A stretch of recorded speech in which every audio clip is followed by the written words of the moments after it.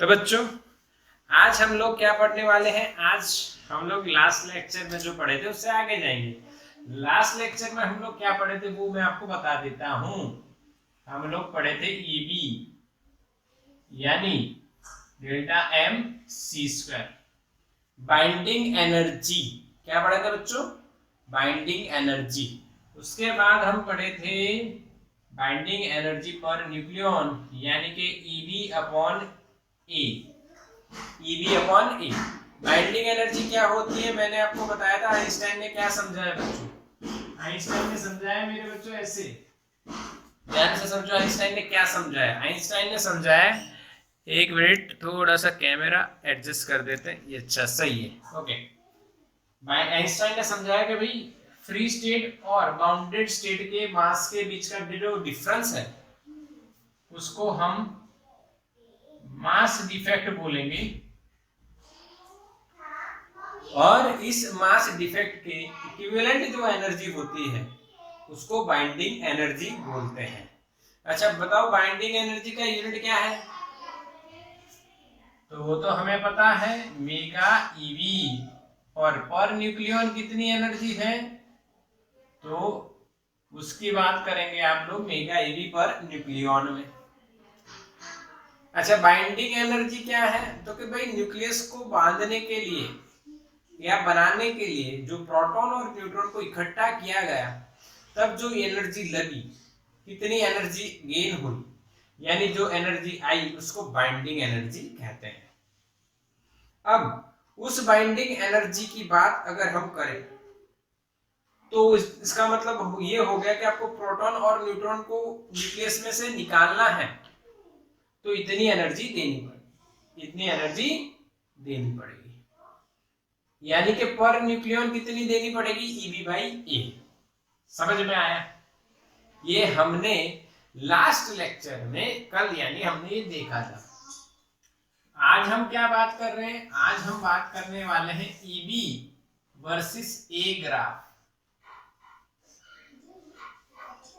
इसके बाद हम लोग बात करेंगे nuclear force, strong nuclear force.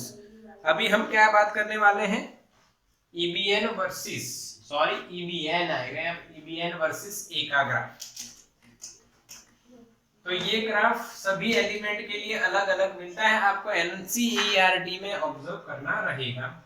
मैं यहाँ पे आपको थोड़ा बहुत बताऊंगा। ग्राफ इस तरह से ऐसे कुछ है,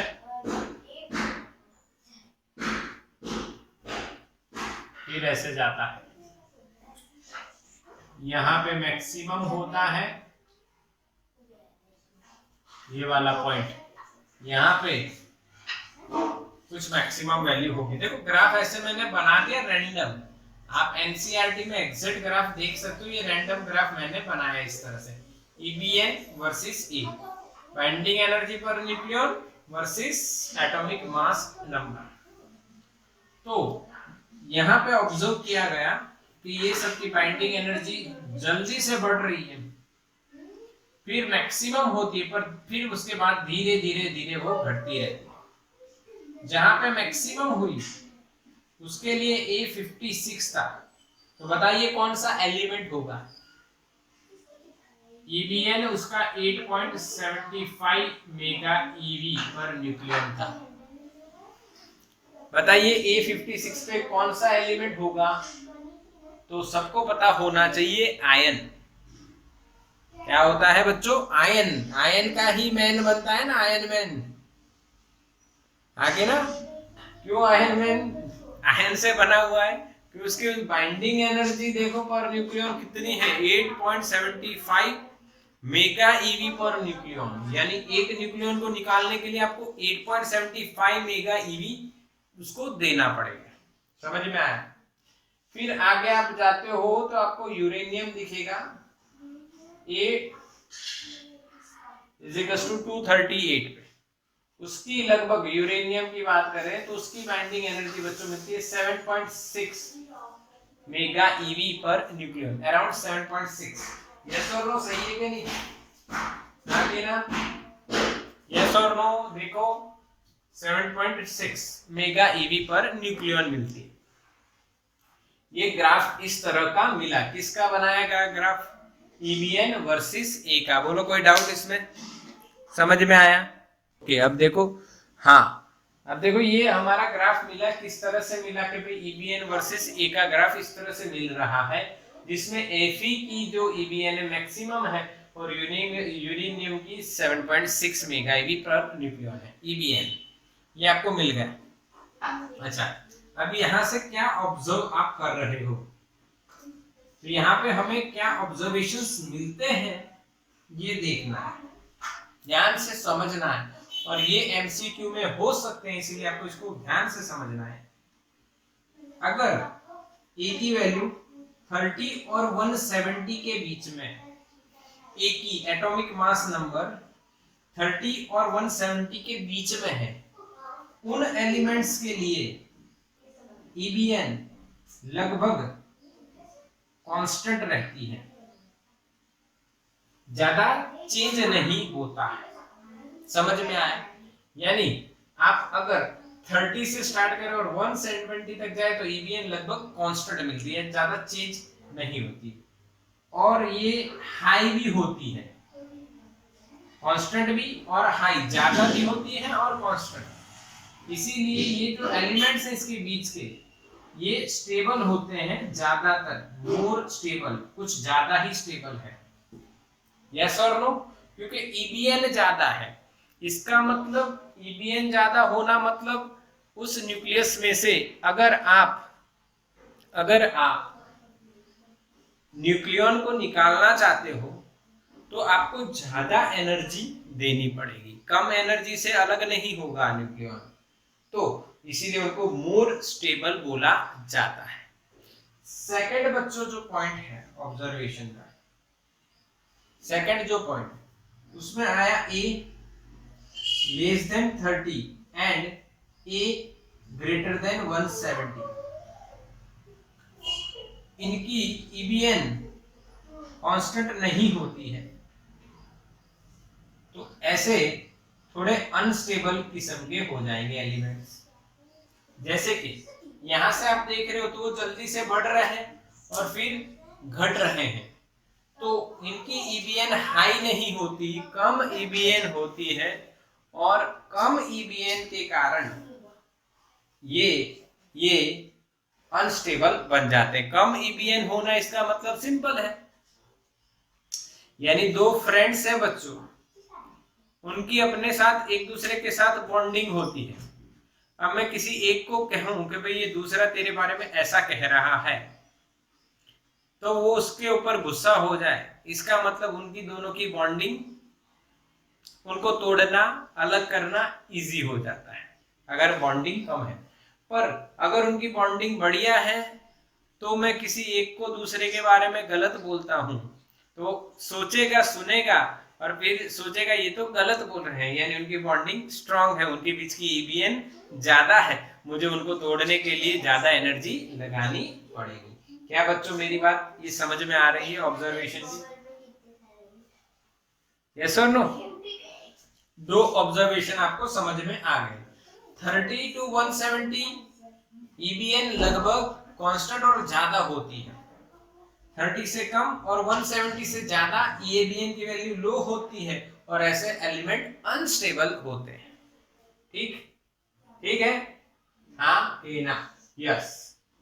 फिर इससे क्या देखने को मिला कि जो 30 और 170 के बीच वाले एलिमेंट हैं उनकी बात की जाए तो उसमें ईवीएन ज्यादा वेरी नहीं होता है। वेरी नहीं होता इसका मतलब क्या है कि थोड़ा बहुत ही चेंज आता है। तो ऐसा क्यों? इसका एक एक्सप्लेनेशन में आपको देता हूं। सैचुरेशन प्रॉपर्टी ऑफ न्यूक्लियॉन्स, ये उसका रीजन है। सैचुरेशन प्रॉपर्टी का मतलब ये होता है, देखो इसका मतलब किस तरह से समझेंगे कि जो न्यूक्लियॉन्स के बीच का जो फोर्स है, या एक न्यूक्लियन जो इंटरेक्ट हो रहा है दूसरे न्यूक्लियन के साथ, तो ये जो इंटरेक्शन की जो रेंज है वो कम है। इसका मतलब समझो, एक स्टूडेंट क्लास में बैठा है और वो अपने आसपास के स्टूडेंट्स के साथ बातें करता है। ये एक तरह का स्टूडेंट है जो अपने आसपास के कुछ 4-5 स्टूडेंट से ही बात करता है, और दूसरा एक स्टूडेंट है वो 4-5 नहीं सभी के साथ बात करता है, आखिरी वाले साथ, पहले वाले सबके साथ। तो ये जो पहला स्टूडेंट था ये सैचुरेटेड है, वो सिर्फ 4-5 के साथ ही इंटरेक्ट होता है, उसको हम बोलेंगे शॉर्ट रेंज। क्या बोलेंगे? Short range. जो स्ट्रॉन्ग न्यूक्लियर फोर्स होता है वो बच्चों शॉर्ट रेंज होता है, और इसी को बोला गया है सैचुरेशन प्रॉपर्टी। इसी को क्या बोला गया है? Saturation property. मैं आपको समझा देता हूं। देखो यहां पे न्यूक्लियॉन्स हैं ये सारे, ओके, और जब ए इंक्रीज हुआ, इसका मतलब मान लीजिए यहाँ पे बच्चों 1 2 3 4 5 6 थे, 1 2 3 4 5 6 है। अब यहाँ पे एक और आया, न्यूक्लियॉन एंटर हुआ, तो ये जो न्यूक्लियॉन अंदर एंटर होगा ये इनके साथ इंटरेक्शन नहीं करेगा, यानी बाउंडेड ज्यादा नहीं होगा। तो ईबीएन यहाँ पे मान लीजिए इतनी है, ईबीएन है, तो यहाँ पे EBN plus delta EBN which is very low, क्योंकि इंटरेक्शन नहीं करता है तो फाउंडेशन नहीं बनेगा, यानी उनके बीच में कोई फोर्स नहीं लगेगा। इसका मतलब ईबीएन उनको तोड़ने के लिए ज्यादा एनर्जी नहीं लगानी पड़ेगी, यानी ईबीएन ज्यादा चेंज नहीं होती है। इसीलिए उसको कौन सी प्रॉपर्टी बोलते हैं? Saturation property. क्या बच्चों मेरी बात समझ में आई आपको? यस और नो? हाँ कि ना? हाँ, इसको एक और तरीके से आप समझ सकते हो, ये तरीका आपको बिल्कुल क्लियर है। मान लो कोई P, ये समझ में आ गया ना? उसमें जाके क्यों थोड़ा सा आप कैलकुलेशन को बिगाड़ रहे हो? बिल्कुल ये समझ में आ गया ना आपको? हाँ कि ना? सैचुरेशन प्रॉपर्टी क्या है वो आपको बिल्कुल समझ में आ गई। यस और नो? एक न्यूक्लियन अपने आसपास के कुछ ही न्यूक्लियन के साथ इंटरेक्शन करता है, वो नए एंटर हुए जो बाउंड्री पे हैं उन न्यूक्लियस के साथ इंटरेक्शन नहीं करता है। इसीलिए 30 से 170 ए वाले जो एलिमेंट्स उनकी बाइंडिंग एनर्जी पर न्यूक्लियन ज्यादा चेंज नहीं होती है। इसको बोला गया कौन से टाइप की प्रॉपर्टी? Saturation property. क्लियर? चौथा ऑब्जर्वेशन ये आया, ध्यान से देखो, समझो। जिनके ए 170 से ज्यादा है और जिनके ए 10 से कम है, एनसीईआरटी में 10 से कम दिए हैं, हमें 30 से कम मान सकते हैं। जिसका ए 170 से ज्यादा है और 10 से कम है, अब 170 से ज्यादा है उनकी ईबीएन कम है, लो है। लो ईबीएन होने के कारण उनको तोड़ना आसान होता है। If we want to make EBN high तो हमें क्या करना पड़ेगा? हमें उसको तोड़ना पड़ेगा, जिसको हम फीजन बोलेंगे। क्या बोलेंगे? जिसको फीजन। उसको तोड़ेंगे तो उसका ए है वो घट जाएगा। एग्जाम्पल के तौर पे अगर 240 ए हो तो उसको आप 120 में डिवाइड कर दो तो उनकी ईबीएन हाई हो जाएगी। यस और नो? इस प्रोसेस को हम बोलते हैं न्यूक्लियर फ्यूजन, और इस प्रोसेस में बहुत सारी एनर्जी भी एमिट होती है, बहुत सारी एनर्जी होती है प्रोसेस में। दैट्स व्हाई इसको न्यूक्लियर फ्यूजन प्रोसेस बोला जाता है। अब जो आपको मिलेंगे दो नए एलिमेंट 120A और 120A वाले, वो स्टेबल होंगे और उनकी ईबीएन भी हाई होगी। क्लियर? आगे ना, यहाँ पे क्या करना है? यहाँ पे आपको फ्यूजन करना है, यानी आप ए से A <10 वाले कुछ एलिमेंट्स को इकट्ठा करो और उनको इकट्ठा करके आप ज्यादा ए लेके आओ, यानी उनकी ईबीएन बढ़ जाएगी जो 30 और 170 के बीच में आ जाएगी, तो ईबीएन हाई हो जाएगी। हाँ के ना? और इस प्रोसेस में भी बहुत ज्यादा एनर्जी देखने को मिलती है। That's why this process is also called nuclear fusion. Fusion यानी इकट्ठा करना, फ्यूजन यानी तोड़ के अलग करना। क्या बच्चों क्लियर है बात? क्या बच्चों समझ में आ रही है मेरी बात? यस और नो? बिल्कुल बिल्कुल। तो स्क्रीनशॉट ले लो इसका बढ़िया से। बेटा आप स्क्रीनशॉट लो, अब वीडियो क्लियर है। समझ में आया कि नहीं? यस और नो?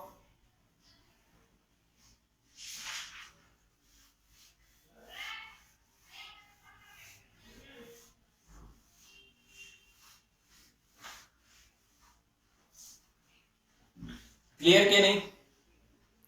हाँ के ना? हो गया? यस। तो ये आपका ईबीएन वर्सेस ए ग्राफ कंप्लीट, और उसका एनालिसिस भी आपने बढ़िया से कर लिया।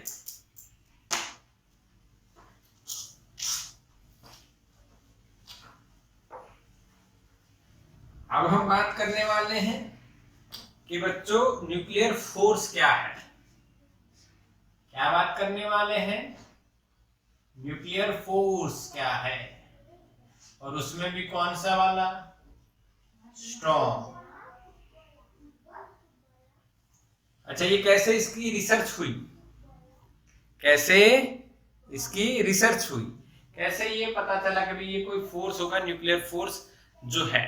तो देखो बच्चों, जब न्यूक्लियस डिस्कवर हुआ तो ये पता चला उसके अंदर प्रोटॉन और न्यूट्रॉन्स हैं। ठीक है? जब न्यूक्लियस डिस्कवर हुआ तो पता चला न्यूक्लियस के अंदर क्या क्या है बच्चों? प्रोटॉन एंड न्यूट्रॉन है। अब प्रोटॉन और प्रोटॉन के बीच में आपको पता है कूलम का रिपल्सिव फोर्स आ जाएगा, बट स्टिल वो बंधे हुए हैं। तो इसका मतलब इस कोलंबियन रिपल्सिव फोर्स को बैलेंस कर दे। हाँ, ऐसा कोई दूसरा फोर्स प्रोटॉन प्रोटॉन और न्यूट्रॉन न्यूट्रॉन या प्रोटॉन न्यूट्रॉन के बीच में लगना चाहिए जो इनको बांध के रख सके। आगे ना? Yes sir.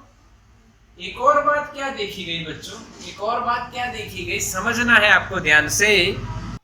हाँ, अब सही है। Yes, okay. तो बच्चों न्यूक्लियर फोर्स की रिसर्च कैसे हुई कि स्ट्रॉन्ग न्यूक्लियर फोर्स कहाँ है, क्यों है? तो एक बात तो ये आपको समझ में आ गई कि प्रोटॉन प्रोटॉन जो है उनके बीच में रिपल्सिव फोर्स लगता है, उसको अपोज करने वाला एक फोर्स होना चाहिए जो इनको बांधे रखता है न्यूक्लियस के अंदर, उसको बोला गया स्ट्रॉन्ग न्यूक्लियर फोर्स। एक और बात ये देखी गई बच्चों कि जो एटम होता है और न्यूक्लियस होता है, एटम में जब हम एनर्जी लेवल देखते थे तो वो कौन से ऑर्डर के आते थे बच्चों? EV, electron volt. आपको याद यहां से आ जाएगा -13.6 अपॉन एन स्क्वायर। इस इक्वेशन से आपको याद आ जाएगा कि भाई जो एटम है उसके एनर्जी लेवल्स ईवी के ऑर्डर के होते हैं, बट जो बच्चों न्यूक्लियस है उसके जो एनर्जी लेवल की बात करें तो बहुत ज्यादा, लगभग इससे 10⁶ टाइम्स जितना ज्यादा मिलता है। यानी जिसमें बाइंडिंग एनर्जी मेगा ईवी में चली जाए, जिसमें बाइंडिंग एनर्जी मेगा ईवी में चली जाए, उसमें बच्चों आपको पता होना चाहिए उसको अलग करने के लिए बहुत ज्यादा एनर्जी देनी पड़ेगी। यानी कोई स्ट्रॉन्ग फोर्स है जो इनके अंदर, न्यूक्लियस के अंदर एक्टिव है। इस तरह से इन दो कंसेप्ट से आप कह सकते हो कि हाँ भाई कोई एक्स्ट्रा फोर्स होगा जो बहुत जोरों से न्यूक्लियॉन्स को पकड़ के रखे हैं। यस सर, समझ में आया? दो बातें। ओके, इसका स्क्रीनशॉट ले लो, हम आगे बात करते हैं फिर।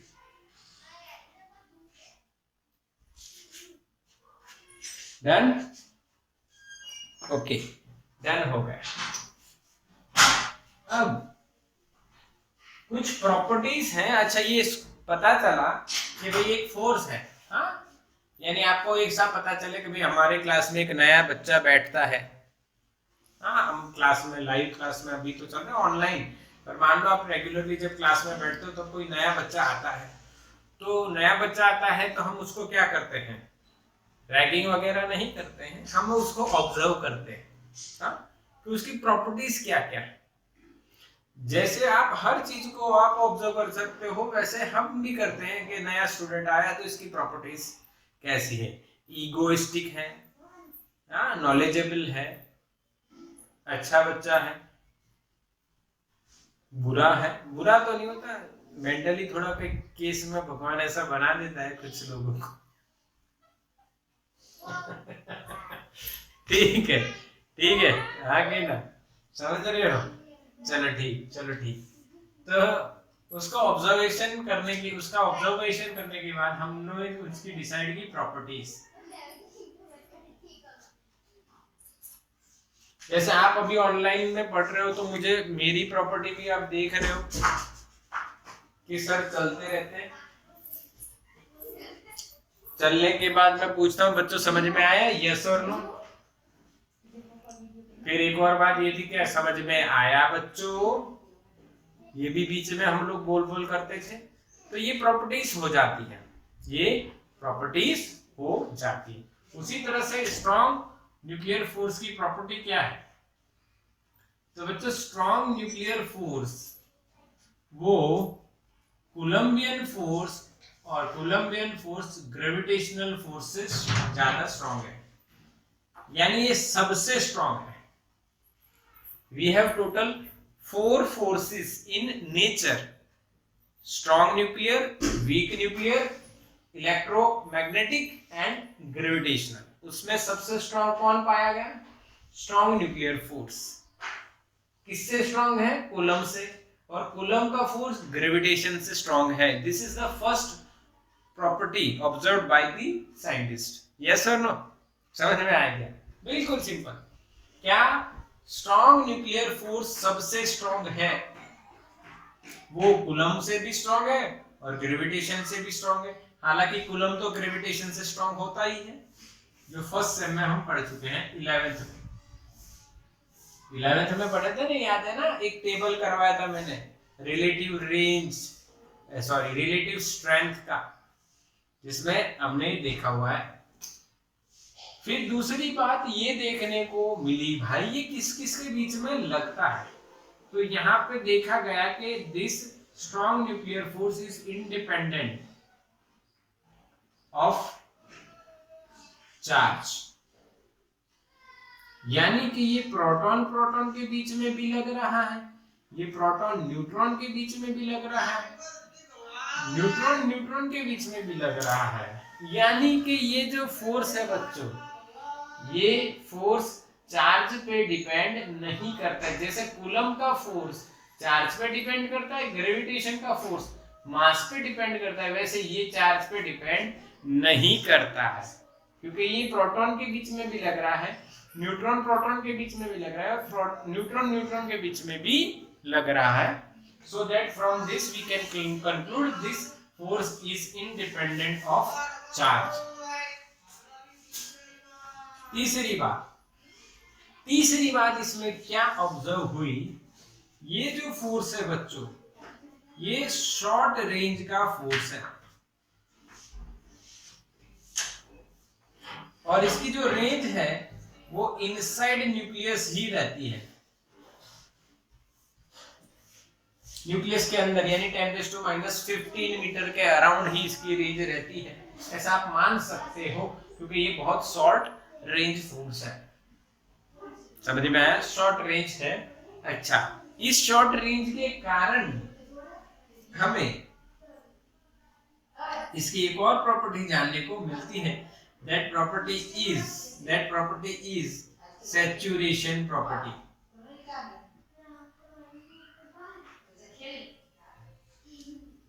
जो अभी हमने देखी कि भाई एक जो न्यूक्लियस की बात करें उसमें जो न्यूक्लियॉन्स हैं वो अपने साथ आसपास चार के साथ इंटरेक्शन करेंगे, इसके साथ नहीं करेंगे। इसी को बोला गया है सैचुरेशन प्रॉपर्टी ऑफ न्यूक्लियॉन और स्ट्रॉन्ग न्यूक्लियर फोर्स।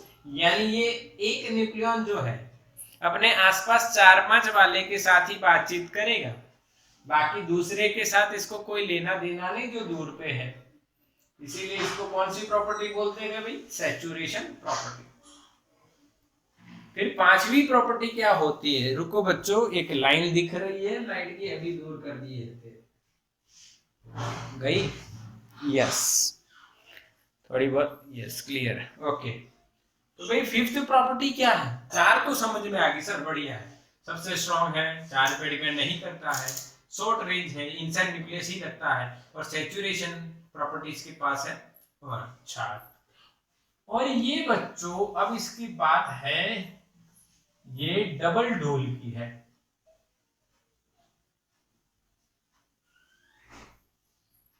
अब ऐसा आपको एग्जाम में नहीं लिखना है कि डबल ढोल की फोर्स है, ऐसा एग्जाम में नहीं लिखना है कि भाई ये डबल ढोल की है, पर ये डबल ढोल की है बच्चों। जैसे कि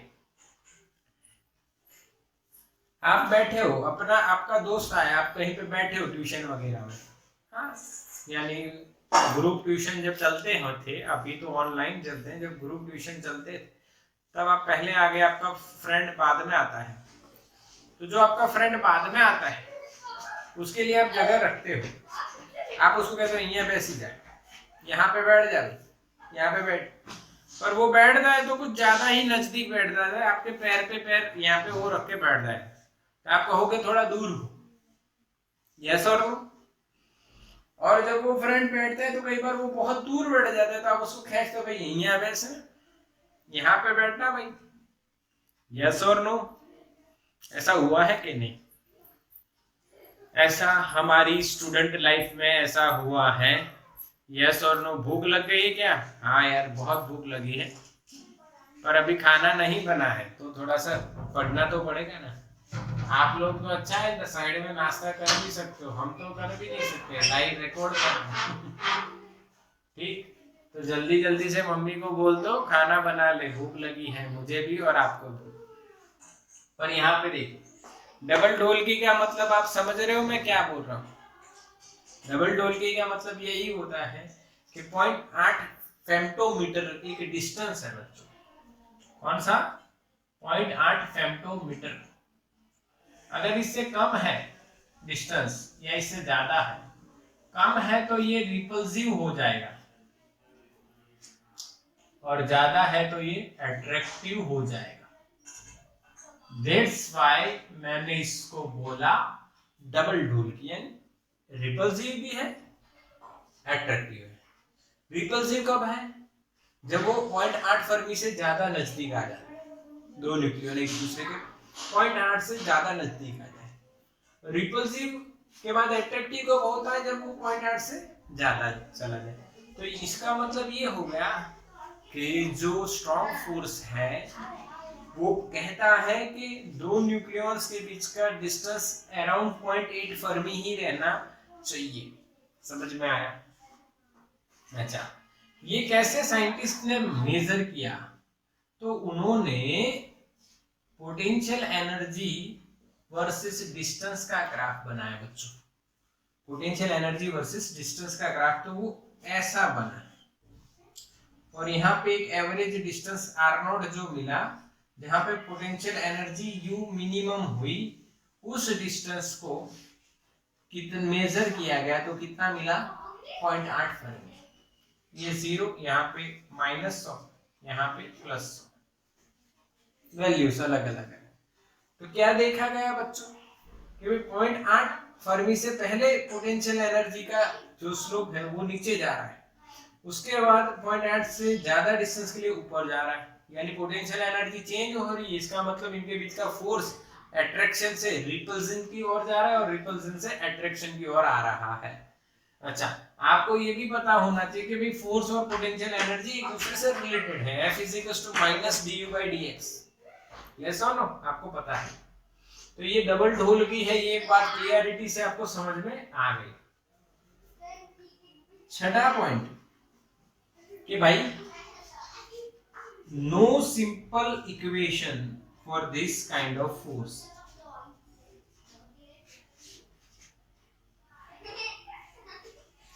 नो सिंपल इक्वेशन, जैसे कूलम्ब फोर्स जो है उसका सिंपल इक्वेशन आपको पता है कि Q1 Q2 upon R square. Gravitational force उसका भी इक्वेशन आपको पता है, G m1 m2 upon R square. ऐसे आपको कोई बोले कि what is the equation of strong force, तो आप बच्चों नहीं बता पाओगे, क्योंकि उसका कोई सिंपल इक्वेशन नहीं है, उसका कोई सिंपल इक्वेशन नहीं है, इसीलिए no simple equation of this force. ठीक है, समझ में आया? अच्छा, सातवीं प्रॉपर्टी ये है बच्चों कि भाई ये अभी तक फंडामेंटल फोर्स माना जाए कि नहीं माना जाए, तो ये not a fundamental force.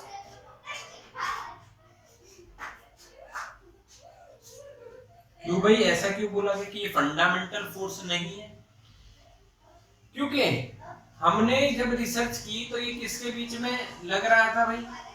Proton neutrons के बीच में लग रहा है। पर प्रोटॉन और न्यूट्रॉन जो है वो फंडामेंटल पार्टिकल नहीं है। अब ये रिसर्च हो गई है कि प्रोटॉन और न्यूट्रॉन किसी और छोटे पार्टिकल से बने हुए हैं। बताओ कौन से पार्टिकल? प्रोटॉन, न्यूट्रॉन और भी टाइनी पार्टिकल से बने हुए हैं। आपको याद होना चाहिए। यस, निकिता का आंसर जल्दी से आ गया कि भाई प्रोटॉन और न्यूट्रॉन जो है वो किसके बने हुए हैं? क्वार्क्स। और क्वार्क्स के भी हमने 6 टाइप देखे, up, down, top, bottom, charge and strange. Charge नहीं, चार्म एंड स्ट्रेंज, ये 6 टाइप के क्वार्क्स होते हैं। इसीलिए फंडामेंटल फोर्स की कैटेगरी में इसको नहीं डाल सकते हैं। हाल क्यों नहीं डाल सकते? कि अभी तक हम क्या देख रहे हैं कि ये प्रोटॉन और प्रोटॉन, न्यूट्रॉन और न्यूट्रॉन के बीच में लग रहा है। ठीक है, प्रोटॉन न्यूट्रॉन, पर ये इनके बीच में नहीं, शायद क्वार्क्स के बीच में लगता हो। यस और नो? हालांकि ये पता नहीं चला है, बट ये फंडामेंटल फोर्स क्यों नहीं है उसका रीजन ये हो सकता है। ठीक समझ में आया बच्चों? 7 प्रॉपर्टी, एक और प्रॉपर्टी मैं आपको बता देता हूं। ये फोर्स जो स्पिन है उस स्पिन पे भी डिपेंड करता है, जो आप केमिस्ट्री में पढ़ते हो +1/2 -1/2, ये उस पे भी डिपेंड करता है। बट आपको इतनी जो 7 प्रॉपर्टी ये समझ में आनी चाहिए। पहली एक क्विक रिवीजन लेते हैं। पहले आप स्क्रीनशॉट ले लो बढ़िया से, टेक द स्क्रीनशॉट। तो बच्चों हमने 7 प्रॉपर्टी पढ़ ली, आप और भी पढ़ सकते हो, पर हमने अभी 7 प्रॉपर्टी देखी है और आपको बिल्कुल क्लियरली समझ में आ गई सातों 7 प्रॉपर्टी। हाँ, न्यूक्लियर फोर्स की 7 प्रॉपर्टी क्या है?